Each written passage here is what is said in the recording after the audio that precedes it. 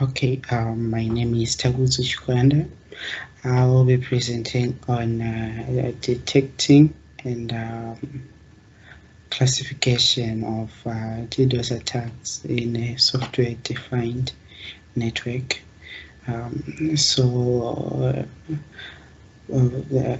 network is set up in such a way that there is a controller, 3 switches, and 6 hosts. So without the controller, the host cannot communicate. So with the controller now, the controller brings about the concept of routing between the host through the switches. So in case host 1 wants to communicate with host 6, the switches get the information from the controller, which is more of a control plane, and host 1 can be able to send it to host 6 with the help of the controller and the switch as well. So the switch will know which switch to go to, and the host will be able to send its contents, its packets to another host. So this is basically how the network is set up. So this is basically a software-defined network. So it uses RYU controllers to be able to do all that. So the main aim, or should I say the agenda of this whole project, is to find a way in which we detect and classify traffic in a network, to be able to determine if certain traffic DDoS attacks or not, or it's just normal traffic. So this is going to be using machine learning, and also that it's using machine learning, and also that it's using SVM now, which is just a machine learning algorithm, which helps to classify 0, which is for normal traffic, 1 for a DDoS attack somewhere present in the network. So the tools used, there is Vagrant, there is a Mininet, there is RYU controller, and there's an X server. So Vagrant is a tool that is used to manage virtual machines.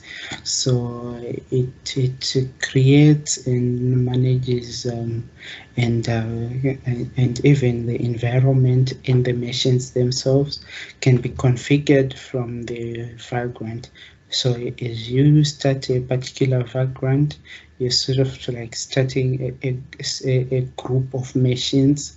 So it works more or less the same like Docker, but also Vagrant can be used to manage tools like Docker as well.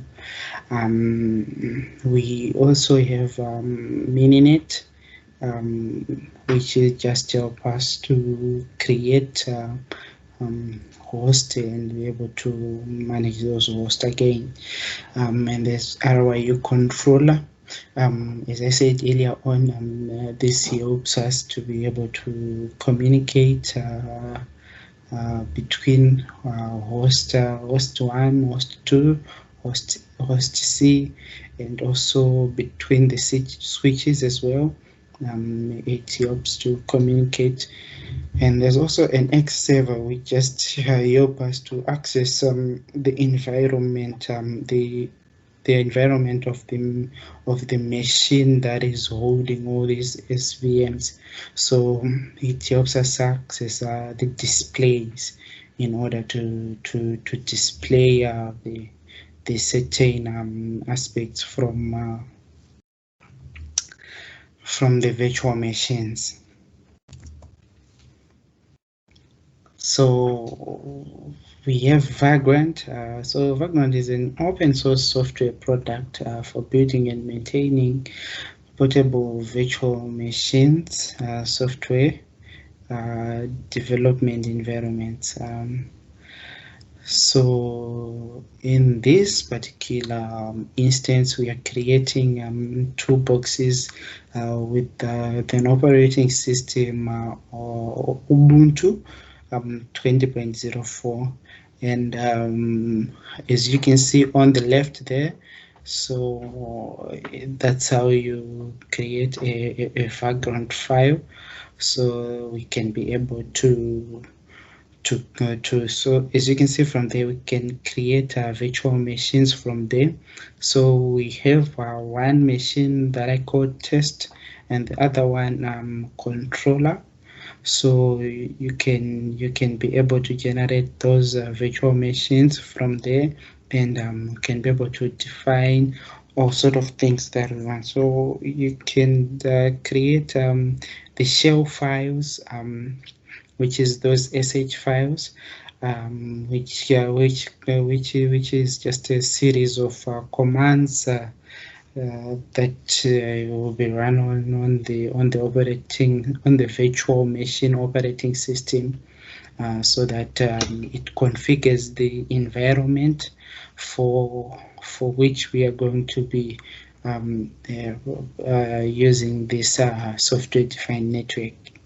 So that's how we define a Vagrant file, which is one way of for running the Vagrant.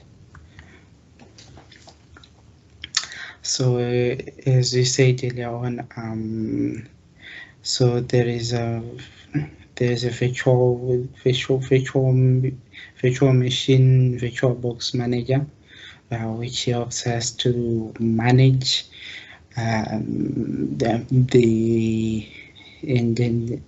manage the virtual machines themselves.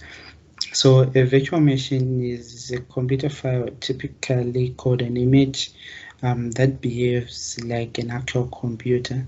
So that's just one of those VMs. Let's say there's test, there's controller, there is Ubuntu, there is Mininet VM.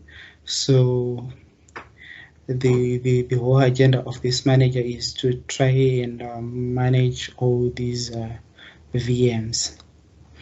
So the difference between this manager and the Vagrant is that the Vagrant only manages just a part, and the VirtualBox manager displays all the virtual machines. So after saying Vagrant up, you can get in this instance we have configured for two of the virtual machines. So that's how it goes. Okay, so we have the RYU controller, which is an open source software-defined networking controller designed to increase the agility of the network by making it easy to increase the agility of the network by making it easy to manage, and adapt how traffic is handled. So this just handles the traffic in a network. So it ensures that certain packets are sent to certain hosts. So it provides a way of sending packets. So we also have Mininet, which is just a network emulator which creates a network virtual host, switches, controllers, and links. Mininet hosts run standard Linux software, and its switches support OpenFlow for highly flexible custom routing and software-defined networking. So this meaning it provides a way of creating hosts and be able to use those particular hosts. So that's just about Mininet. There's also an X server, which enables X11 forwarding. As I said earlier on, this X server helps us to communicate with the resources on the machine that is outside the virtual machine, the VMs. So so X11 forwarding is a mechanism that allows a user to start up remote applications but forward the application display to local Windows machine. So what we have here is an architecture for the software-defined network. So there is a controller on top, and there are 3 switches, and there are 6 hosts. So the for host 1 to be able to send packets to host 2, the packets goes from host 1 to the switch, and then it goes to the host 1. So this whole thing is managed by a software-defined controller